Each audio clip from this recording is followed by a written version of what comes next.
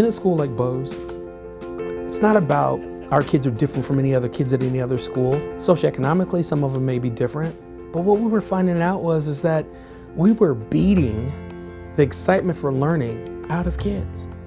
They come in excited in preschool and kindergarten and they're ready to learn. And then by the time they get to second and third grade, they're like, I'm at school, I can't wait for the break.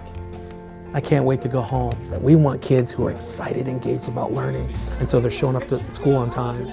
They're talking about what they're learning at home, so when the parents say, where'd you learn at school today? The parents say, okay, I have had enough, thank you. You give me enough. Tomorrow we'll pick it up again.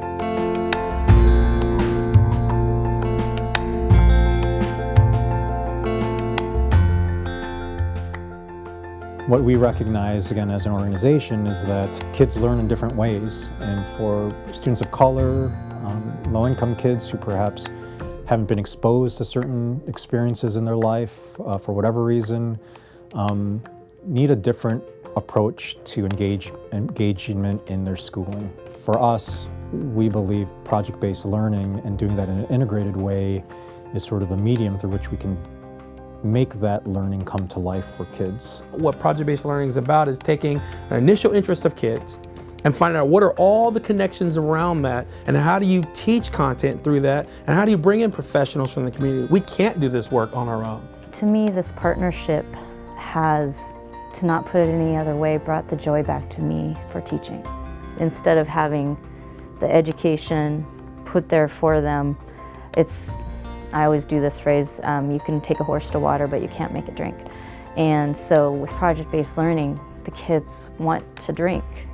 These kids are getting prepared for jobs that haven't even been created yet, technologies that haven't even been invented yet. So they have to have a skill set for thinking and collaborating with their peers and reaching out and having communication with the community. So we need the community.